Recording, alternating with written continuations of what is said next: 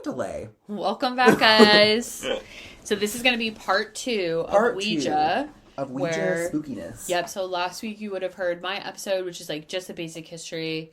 So go back and watch that, or listen to that if you haven't already. And then this one's going to be Kyle's. Yeah, a nice foundation. I feel like that was a good, like, now we know what a talking board is. Yeah. We're familiar with why. Well, you gave us a taste of why we wouldn't want to. I'm telling you, everybody can do their own involved thing. With them. But I'm gonna just further drive that nail in the coffin as to probably why you don't want to be fucking with a talking board. And we talked before we started this episode that this is a meaty episode, so there's no banter. We're just gonna jump right into it. Do it. Okay, so I want to say this name to you, and I'm curious to know if it rings any bells. Okay. And I feel like all my episodes start like this. I'm just gonna make you guess shit. Okay. So if I said Ronald Edwin Hunkler. Nope. You never heard that name before? Why would I have ever heard of Ronald Edwin Hunkler? Have you heard of Roland Doe? No. You've never heard of Roland Doe?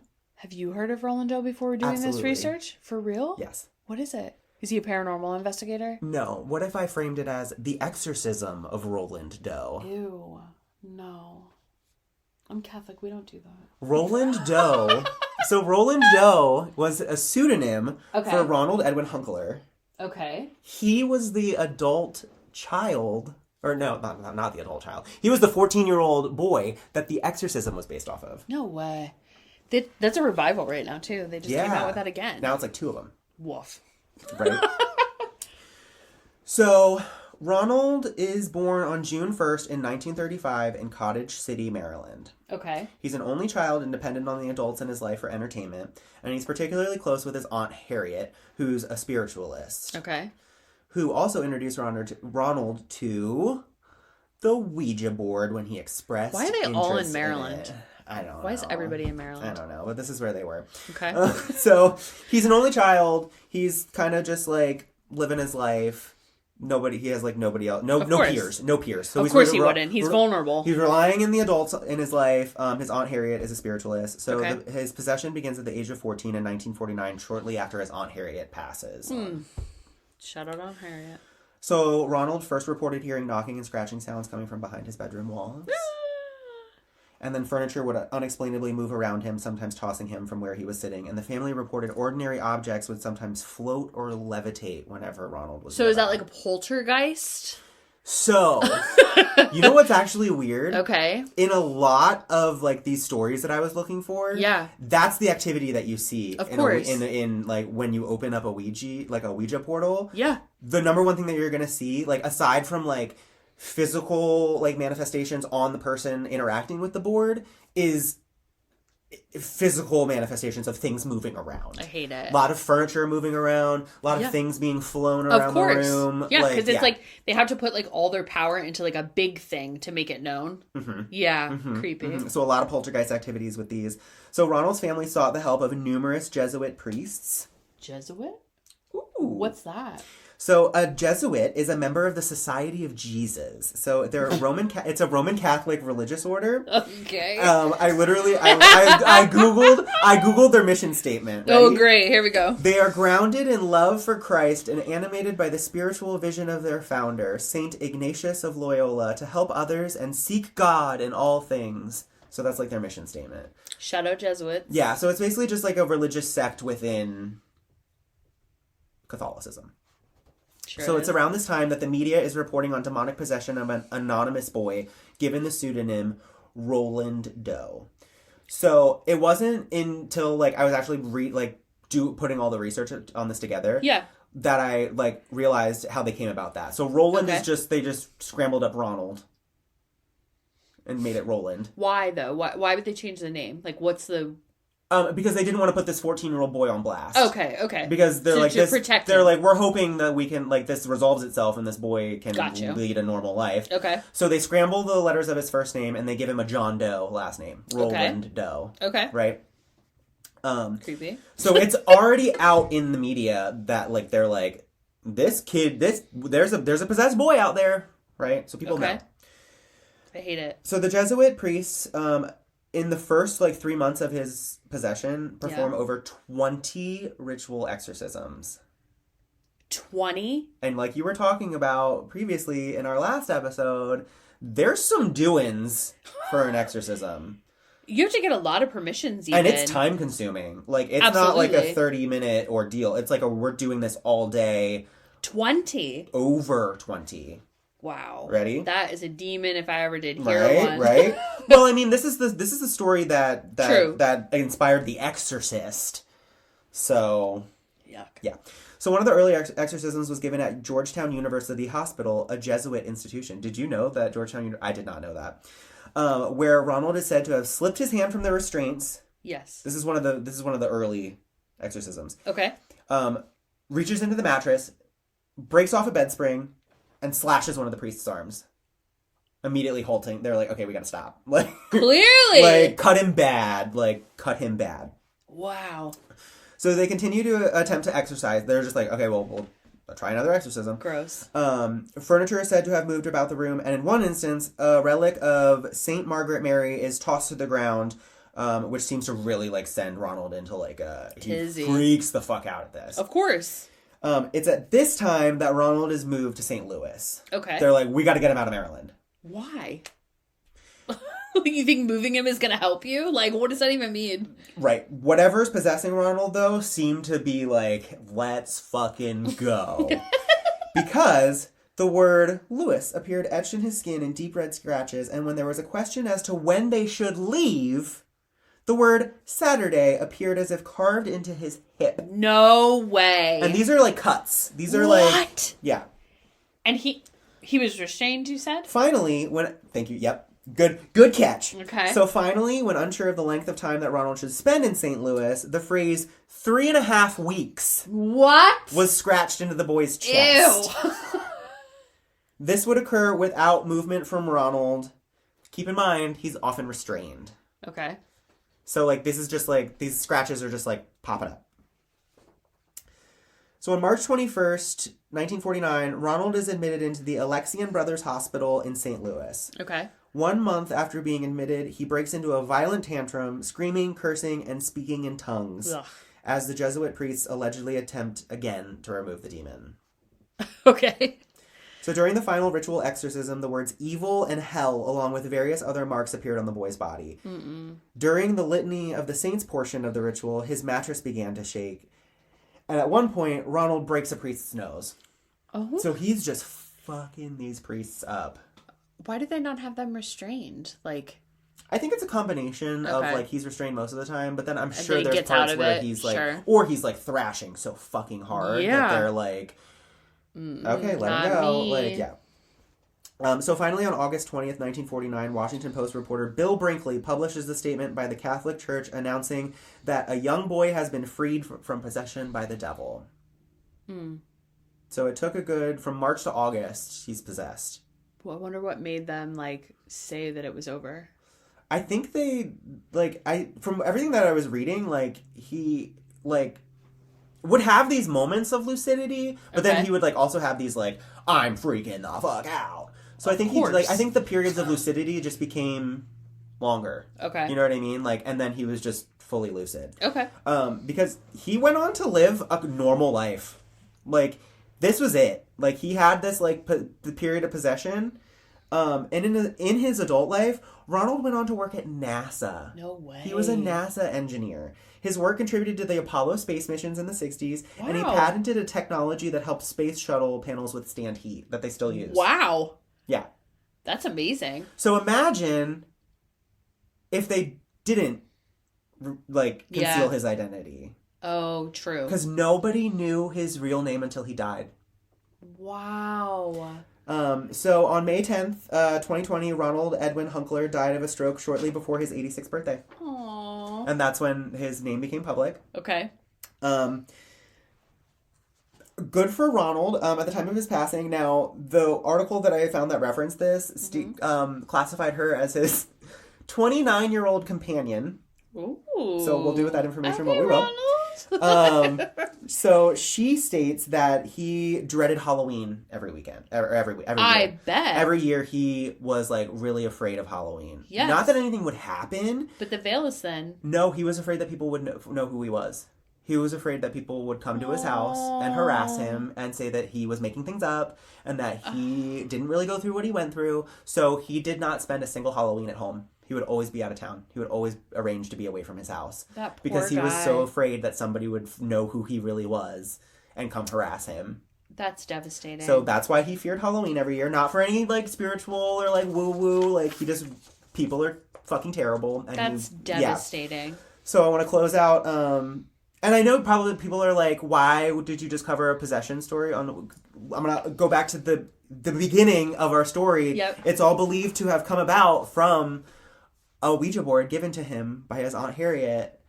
And after she passed, he tried to wanted to talk to her. Yeah. So it's believed that he opened up a line of communication with something. Which, and you had said, right, because you'll hear in the previous thing, if you set the right intention, but he clearly had the right intention. He wanted to talk to something. Just wanted to talk to Harriet, his loved aunt, and you never know what And those else. are the tools that she gave him. And he was he was vulnerable because he missed his aunt. Yeah, he was 14, and, he doesn't have any other peers. That was his quote-unquote peer. That was who he was, like, that was his entertainment. So sad. Yeah. So I want to close out Ronald's story with a statement made by his companion. Okay. So his companion states that shortly before his death, a Catholic priest showed up at their house to perform his last rites. She stated, "I have no idea how the father knew to come, but he got Ron to heaven." Oh. Isn't that weird?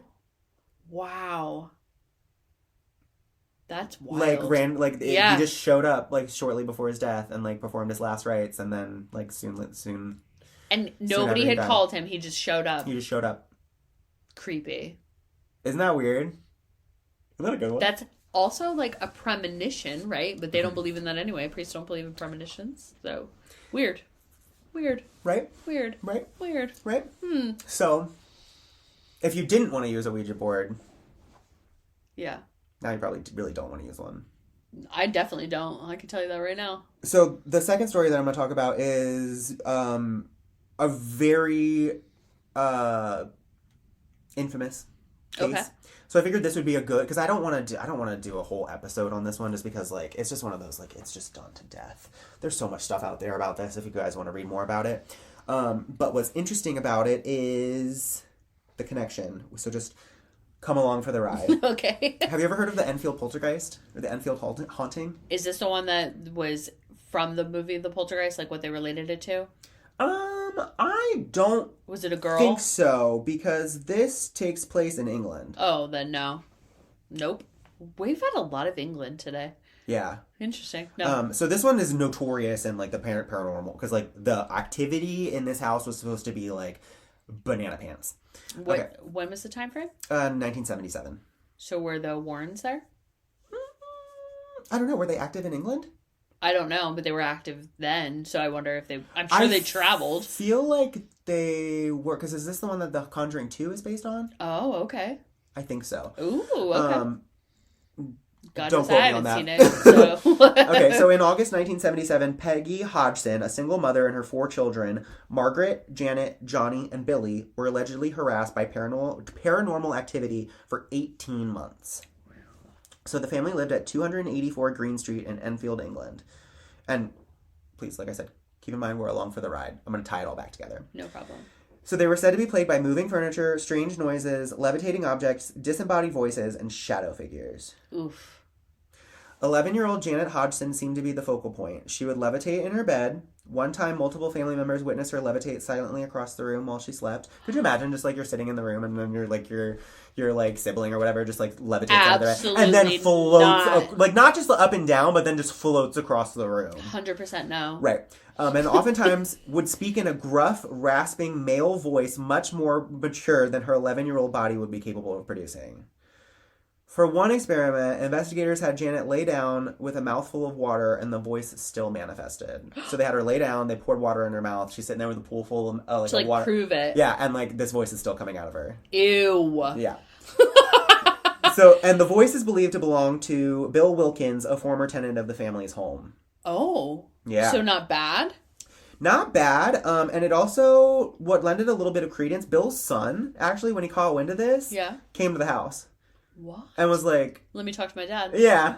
Yeah. That was only mentioned. I couldn't see... Put some water in her mouth. I couldn't find anything that, like... But that seemed to, like... That's horrifying. Corroborate that, like, they think that really was Bill Wilkins' voice. Maybe they figured he would know. Yeah. Okay. So paranormal investigators came to document the activity and reportedly endured a maelstrom of poltergeist activity as furniture was frequently hurled at them. And in one instance, they came upon one of the children screaming, "I can't move, it's holding my leg," and had to wrestle them from what was described as invisible hands. Ew. So could you imagine just, like, hanging out of this house? Like, just, like... No. All of a sudden you just hear this kid screaming, "Help me!" No. That's why I don't like children. One reason. So Janet has since stated, "I felt used by a force that nobody understands. I really don't like to think about it too much. I'm not sure that the poltergeist was truly, quote unquote, evil. It was almost as if it wanted to be part of our family. It didn't want to hurt us. It had died there and wanted to be at rest. The only way it could communicate was through me." So she was the talking board. She also admits to, on occasion, faking some of the paranormal activity with her siblings to see if the investigators could be fooled. Wow, that's smart. She claims they always caught on and the kids were never able to fool the investigators. Smart. As an adult, people have asked her, like, how much of it did you fake? And she was like, maybe, like, a handful of incidents. Like, just to see. Don't think that I, like, faked this whole thing. Like, we were skeptical, too, and we wanted to see if we could get one over on the investigators. Did they? And every time we couldn't. They knew that we were the ones doing it. Wow. So that's really interesting, right? Okay. So, as an adult, Janet has admitted that just prior to the major flare in paranormal activity, her and her sister had used a Ouija board to attempt to contact whatever had been making the initial scratching sounds heard by the family. Yeah. So at first all they heard was, just like Ronald, they just heard scratching sounds. And then they were like, we should talk to it. I heard scratching sounds yesterday when I was taking that Daisy out, and I heard it upstairs, and I was like, absolutely not. We're gonna hope that it's like some kind of animal or something. Let's hope also not that. Yeah, literally. So in autumn of 1978, a priest visited the home and seemed to quell whatever was affecting the house. Peggy continued to live in the home until her death in 2003, where she claimed to still hear voices and would often report feeling watched. So the priest came in and quells, like, the furniture being thrown around, but Peggy's like, there's something here. Yeah. So current residents have not reported any audio or visual apparitions. However, some still note the feeling of a presence or that they're never quite alone. Yeah. A lot of people will say, like, if they've ever dealt with, like, a possession of some kind, that it never leaves them. Well, I've heard that, too, about people, like, houses where they are attributing the haunting in the house to, like, a Ouija board use. Like, maybe it wasn't haunted, like, or there wasn't activity before this. Like, maybe a portal was open for stuff to then come through. Yep. That once that portal's opened, it's attaches. Really fucking hard to close it. And, like, even if you are closing it, something probably still has a foot in the door. Gross. So, just something to be aware of. So, I know both of those stories are kind of like... You talked about a lot of things that weren't Ouija, but both of those came about... Related, yeah. Yeah, from... Both of those people cite Ouija board use as the kick-up of the flair in the paranormal. I'm saying. So, am I going to be haunted someday because I make them? Probably. Maybe, possibly. So, I want to talk about... Zozo. Have you ever heard of Zozo? No. You never heard of Zozo? You blow my mind with Zozo, these names. Zozo went big on TikTok. Just as like what is this? Have you ever heard of Zozo? You may have been in contact with Zozo. No. So Zozo is apparently contacted or summoned when a Ouija board is used incorrectly. Okay. So a lot of people think that Zozo is like a creepypasta, that he was invented with the internet. That like, because that's where his story has been proliferated. Because like we've talked about previously, what's the modern day campfire? Where am I going to go to tell my story? The fucking internet. Yeah. So a lot of people think that he's just like he came with the dawn of the internet. He's not a real thing. Okay. He's kind of just like a creepypasta. Somebody made him up. Okay. Accounts date back to 1816. Wow. Of Zozo. Holy cow. So a French girl claims to have been possessed by 3 different demons. Mebe, Crapulet, and Zozo. I don't know how else you would pronounce that. You know what? We should have named the podcast Crapulet. I'm thinking. Really? That's a great name. So I don't know what happened to Mimi or Crapulin. Zozo. Zozo was like, I am here to stay. So she reportedly would walk on all fours, forwards and backwards. No. No. And she would walk on her hands with her feet in the air. So she No. was just going to do like a handstand. Like that's how Absolutely she not. would like. And she would like fast. Of course, because they always are. Because she's possessed. Because it's demonic. Literally.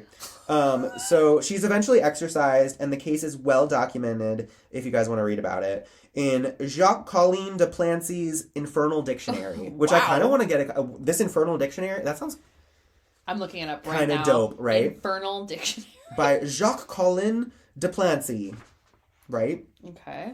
Yep.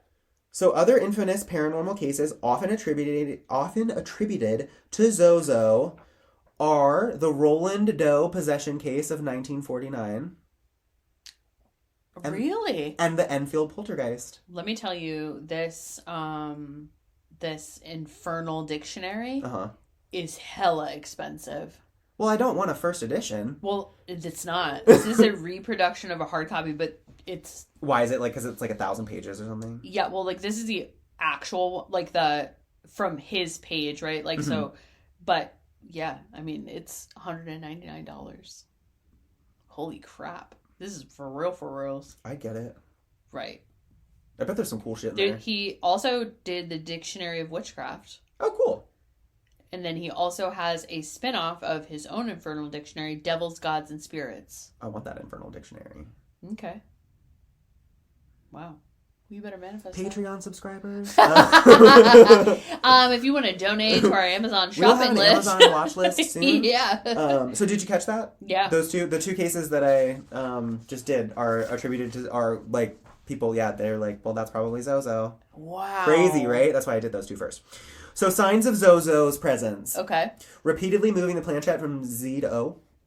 It'll just go back and forth. It'll just go back and forth between Z and O. Okay. Fast, rapid, quick. Gross. That would freak me the fuck out. And it does it on its own too, which I absolutely could never. The planchette moving in a figure 8 continuously. Why? That's a sign of. These are signs of Zozo being like that. I wonder why though. Like why the infinity? Because I guess his name is the same front and back. Maybe it kind of looks like Zozo too. Like Zozo kind of looks like infinity. Kind of. Oh, okay. Kind of. If you get a little abstracty with it. I get it. Maybe. I could see it. Zozo may imitate a loved one. Those are the worst. Well, that's what I think happened to Roland. Yeah. Ronald. Well, Harriet, right? He was looking for Harriet. He was looking for Harriet, yeah. That's sad. Replying 0 when asked how old a spirit is. So if you ask the spirit how old it is and it says 0, it's a sign that you got Zozo. Oh. Yeah. Creepy. Yeah, they say too, I don't know if you've ever heard about people that dream when you do lucid dreaming. If you ask anybody in a lucid dream what the date is, that's how you know you're lucid dreaming because nobody will answer you. Weird. Have you heard about those? Spirits. Have you heard about those lucid dreams where people like ask like they're like dream people a question and then people become aware of them? Yes, that's what I mean. And that's how like they'll say. Terrifies me. They say that when people come out of a lucid dream, if you've pissed somebody off in a lucid dream, a spirit in a lucid dream, they can follow you back out because you've outed yourself as a person. Because you're living. Yes. In that. So don't ever lucid dream and ask people questions. Oh my god. So a 0. That's 0. weird. Objects moving on their own during a session. Ugh. And shadow figures. Of course. Because, of course. So some say Zozo must still abide by the rules of the Ouija board. It is said that if you make contact with Zozo, immediately say goodbye and end the session. Okay. And it closes the door. But if he masked himself as somebody else, how would you even know? Exactly. That's why you don't even take the chance. Just don't do it. Well, that's is that what led to the possession? Is it's posing as something and the communication continues and that's what... And you let it in, yeah. Because if you immediately are like, you're Zozo, and you slam the door in his face, you're good. Oof. You can tell him goodbye and he's got to abide. Oof. But if that door's already open and you've been talking to him for 3 weeks, you can just be like, goodbye. Like, oh, I hate that. Yeah. Isn't that nice? Isn't that No. good? So, those are like creepy, ooky, spooky ones. Mm-hmm. Now I'm gonna we're gonna talk about the other end of the spectrum. Okay. Do you know who Patience Worth is? No, I don't know any of these people. Okay, so Pearl Pollard was born February 15th, 1883 in Mound City, Illinois. So, shout out to my grandpa because my name was almost Pearl. Really? Yeah. Thank God it wasn't. It was going to be Bertha Olive Pearl, to be honest. Isn't that That wild? is a name. It's a family name, He apparently. wanted you to get made fun of. I don't even know what he was thinking, but... Okay, so her family moved around frequently through her childhood. She was a high school dropout, but musically gifted, trained in piano and voice. Okay. She married John Howard Curran at the age of 24, and the first 7 years of their marriage are described as uneventful. Sorry, John. This story is all about Pearl. That sucks. So on July 1912, Pearl Curran and her friend Emily Grant Hutchings visit a neighbor who owns a Ouija board. And during the session are purported to receive a message from a relative of Emily's. Okay. So Emily then purchases a Ouija board of her own and takes it to Pearl's with the intention of continuing communication. So she's like, I'm going to get a Ouija board, but we're going to keep it at your house. And Pearl's like, okay. Smart. Pearl was indifferent to the idea and initially needed coaxing to participate in the initial sessions. Like, she was kind of just like, yeah. Okay, cool. Not me. Yeah, whatever. It's your relative. So on June 22nd, 1913, Pearl... My birthday. Yeah. Pearl receives her first communication from a spirit calling themselves Pat-C. So Patsy. Okay. Then, on July 8th, 1913, the board seemed to come alive and the supposed communications from Patience Worth began. Many moons ago I lived, again I come. Patience Worth my name.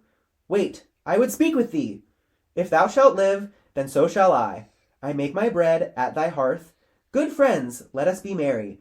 The time for work is past. Let the tabby drowse and blink her wisdom to the fire log. Okay.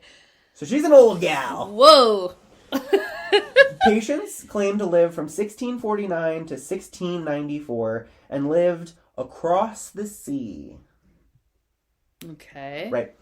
Patience never specified a town or village in England in which she lived, but investigators have deduced she most likely resided in the rural Dorsetshire with her father John and her mother Anne. Pearl claimed that Patience would often send her pictorial visuals to convey ideas or images of the life Patience once lived. Pearl stated that Patience lived in, and this is a quote, green rolling country with gentle slopes, not farmed much, with houses here and there. 2 or 3 miles up this country on this road was a small village, few houses. Sounds beautiful. And described Patience as probably about 30 years. Her hair was dark red mahogany, her eyes brown and large and deep, her mouth firm and set, as though repressing strong feelings. Her hair had been disarranged by her cap and was in big, glossy, soft waves. Sitting on a horse, holding a bundle tied in a sailcloth, tied with thongs and wearing a coarse cloth cape, brown-gray, with hood like a cowl, peaked. The face is in shadow. She is small, and her feet are small, with coarse, square-toed shoes and gray woolen stockings. Pearl also claims to have received visions of the trip Patience made from England to America. Patience also claimed to have been killed by Native Americans. So by 1919, Pearl claimed she was able to predict what the board would spell out and that oftentimes the planchette would move aimlessly about the board. Pearl describes her use of the Ouija board as such. I am like a child with a magic picture book. Once I look upon it, all I have to do is to watch its pages open before me and revel in their beauty and variety and novelty. When the poems come, there also appear before my eyes images of each successive symbol as the words are given me. When the stories come, the scenes become panoramic, with the characters moving and acting their parts, even speaking in converse. The picture is not confined to the point narrated, but takes in everything else within the circle of vision at the time. If the people talk a foreign language, as in the sorry tale, I hear the talk, but over and above is the voice of Patience, either interpreting or giving me the part she wishes to use as the story. Wow. So together, Pearl and Patience wrote several novels, including Telka, The Sorry Tale, Hope Trueblood, The Pot Upon the Wheel, Samuel Wheaton, An Elizabethan Mask, as well as numerous short stories and poems. So she's like a ghostwriter. She's literally a ghostwriter. That's wild. Isn't it crazy? So the Patience Worth case is highly debated, with many investigators concluding Patience Worth is just a fictitious character created by Pearl. Okay. Skeptics point out patients' knowledge base of the Victorian age, which served as the basis of of a novel. However, this era was a good 200 years after patients had claimed to have died. Scholars assert that regardless, the work produced is of high quality, and one novel, The Sorry Tale, was reviewed as a new classic of world literature at the time of its publication. Wow. So it came out and people are like, this is a classic. Like, this is good. If somebody was communicating with me, I hope that they do that, because... Literally, right? Keep in mind, she was a high school dropout. That's amazing. So, like, this stuff's coming from somewhere. Yeah. Patience continues to communicate through Pearl until November 25th, 1937. Okay. According to Pearl, Patience had revealed to her during a prior session that she would soon die. Aww. Pearl told her friend Alexander Bailey Dotsy Smith shortly before her passing, "Oh, Dotsy, Patience has just shown me the end of the road and you will have to carry on as best you can." Aww. Although she was otherwise in good health, Pearl developed pneumonia and died on December 3rd, 1937. So keep in mind, she got that last communication on November 25th. December 3rd. She died right after. And she was otherwise in good health. Yeah. She quickly developed pneumonia and died. Aww. So in 1927, psychic researcher Walter Franklin Prince published his book, The Case of Patience Worth. So this is 10 years before she died. So she got to see this. Okay. A 509-page report covering the Patience Worth case from its beginning in 1913 to about 1927 at the time of the book. 509 pages. Mm-hmm. Wow. It provides a biographical sketch of Pearl Curran, eyewitness reports, opinions and reviews, poetry of Patience and Miss Curran, and a slew of other info regarding the time period. So it's just like a really good like case summary of like what happened. Wow. Prince concluded his investigation by stating, "Either our concept of what we call the subconscious must be radically altered so as to include potencies of which we hitherto have had no knowledge, or else some cause operating through but not originating in the subconsciousness of Miss Curran must be acknowledged." So he's either saying there's something in our subconscious that we just don't understand, or something's really speaking through her. Wow. Isn't that crazy? Well, like, that's what you were saying, too. Like, you believe, like, it's just what you're tapping into. Yeah. We're just like antennas. Wow. Isn't that cool? That's the ideal situation, though. Right? Her. Yeah. That's what, if somebody was going to speak to me, please make sure that you're... Just like a chill, like... Yeah, be a writer. Like, I can type. Pre-Victorian lady that's just like... And I love how she said it. Like, she says specifically something where she's like, "If thou shalt live, then so shall I." Wow. Like, only one of us needs to be alive for my ideas to live on. Because apparently all these literary works, and then she's are taking patience. it to the next person too, because Yeah. she said he has to do like his best that he can. Mm-hmm.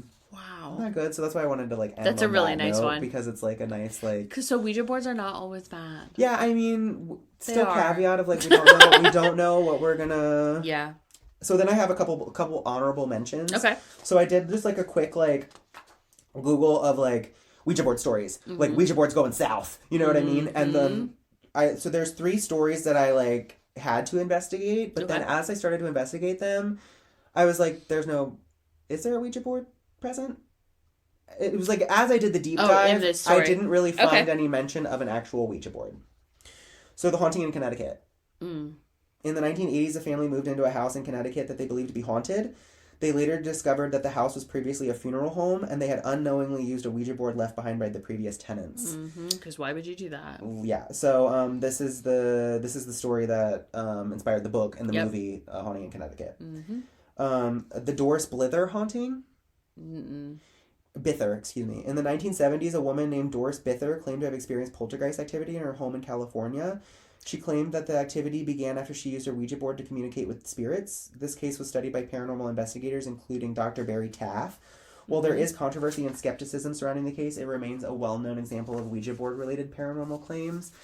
Again, so the reason that these 3 are in honorable mentions is because these, like, there's mention, but there's no actual, like, when I went to go, like, see the succession of events, there was no, well, this is the point where they used a Ouija board. Okay. You know what I mean? So that's why I was just like, I'm just going to kind of, like, mention these.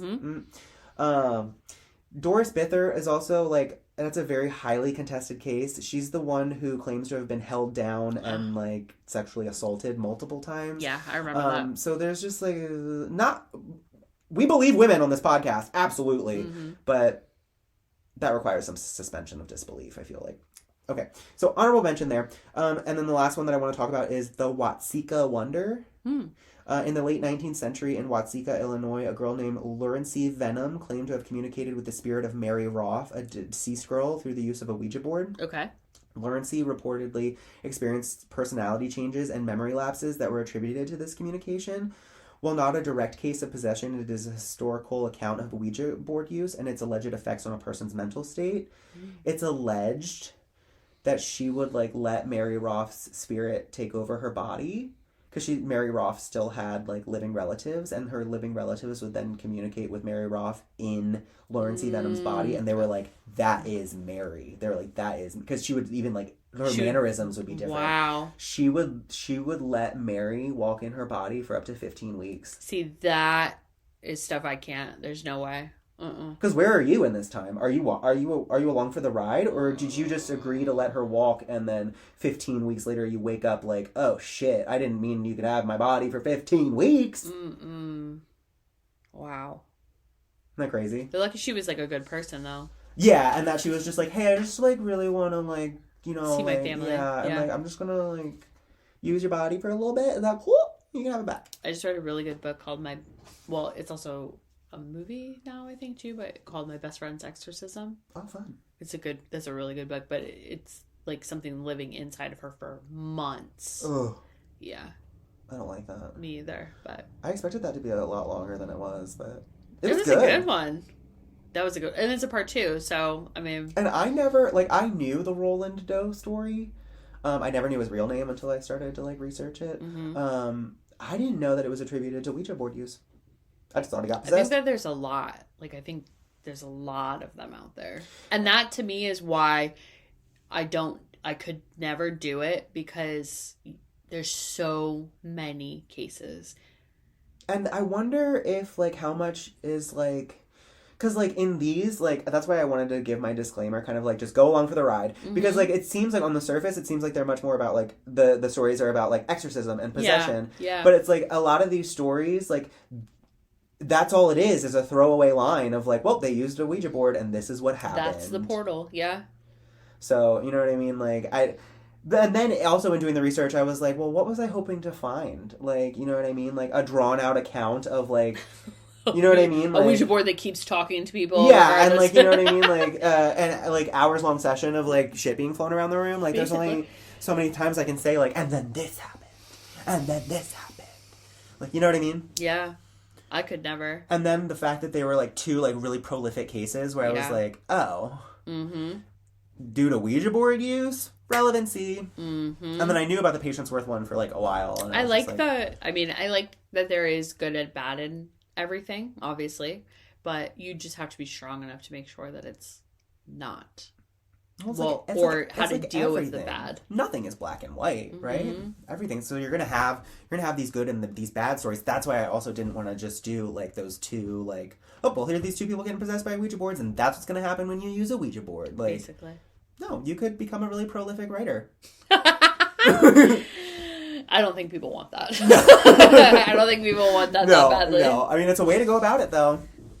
That's scary. Isn't that crazy? I mean, it worked out for Pearl. 1%. You don't know. True, but I'm saying, like, you don't hear about a lot of... Wouldn't it be wild if, like, Stephen King, right? His whole life... That's what I'm saying. How do you know? You don't know that John Grisham doesn't have a Ouija board collection in his basement. True. Maybe they're channeling stories and from demons. I wouldn't offer that information. Like, I'm not because ultimately at the end of the day, I'm not the one writing, so I wouldn't offer that information up freely, that these ideas are not coming from me. I wonder how the name ghostwriter came around. I don't know. I'm gonna have to look that up. Maybe it does come from, like, automatic writing. Seriously. I just wonder, no. I don't know. I'm gonna have to look it up, because that's gonna make me wonder now. Find out next week on Semi-Charmed Kind of Pod. I want to actually look that up, because that's probably a really good one. I think it's just, like, I'm standing in... Because, I mean, I think it comes from, like, I'm writing this for you. Or I'm, like, making up a persona for you to write under. I think that's what it comes from. Probably. But I just wonder... Because that's what they thought why they was said at first. ghost. But I just wonder the name of, like... Why didn't they call it an understudy? Because sometimes you make up a name. True, and but... you write under that name. So No. I know what it is. But I wonder why they say ghost instead of not real person writer, or like that's understudy writer, or just something different. Fake writer, not real writer. Seriously, mystery writer. Maybe. Did you ever watch Ghost Rider? I loved Ghost Rider. I loved that show. The little. Yeah, and it was just like. It's my favorite. Right. It would solve mysteries, right? Isn't that what it did? Yes, and then people would every damn time those kids opened a notebook and wrote with that pen, I wanted that so bad. Yeah. Because they would take like notes and it was like the crispiest. Yeah. Like there was a TikTok filter recently that were like, what 90s show were you? Or whatever, and I was Ghost Rider. I thought that was the best thing ever. I watched it on Noggin. What was Is that what it was on? Well, for me, it was PBS at the time. Okay, that's what it originally. Yeah. Okay. I loved that show. That was a good show. That, and there was Carmen Sandiego. I used to watch that all the time, too. What was the dog one? Shiloh. No. It was a little Jack Russell Terrier. No, I know who you're talking about. Wasn't it Shiloh? I don't know. That doesn't sound right to me, but you might be right. I'm pretty sure it was. Shiloh. What did he do? Solve mysteries? Yeah. Yeah. I remember that vaguely. Well, no, he didn't solve mysteries. He did, he was like a stand-in. So they would do like Robin Hood and then like Shiloh would be Robin Hood. He had costumes and all kinds of stuff. Yeah. You're right. Yep. Shout out those kids. I wonder what they're doing with their lives. I used to love Ghost Rider.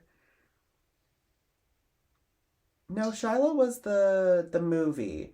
Who was the... I don't know. It doesn't sound right, but 90s dog shows. We're going to have to edit this out. Yeah. Oh my god, I can see him in my head. Wishbone. People are listening to this podcast right now like, put some respect on Wishbone's fucking name! They're probably like, Wishbone! Literally. I do that all the time. He talked about classic literature. That's what it was. Yeah. Yeah, and he would be like the stand-in. Because I remember the the Princess and the Pauper one, where he's both the prince and the pauper. That's so cute. Yeah. I used to love that. Well, that was a really good episode. Shiloh was the same type of dog, though. I will say that. I don't remember Shiloh. It was a movie. Oh, okay. Oh, I do remember that. I do. Yeah. What? I couldn't tell you what happens in it. He rescues somebody, I'm sure. Let me guess, the dog dies. He goes missing, or he probably dies. The dog dies at the end. Oh my god. Do you know about that? What? There's a website called Does the Dog Die at the end? Or like doesthedogdie.com. I think it's just doesthedogdie.com. No, listen, it's you would love it. Okay. So you go into it, you put it's literally just a website. There's just like Shiloh's a beagle, by the way. Not a Jack Russell Terrier. Oh. They look the same. They don't. It's just a text website. You go to it and you put in any media, like a TV show, movie, like anything.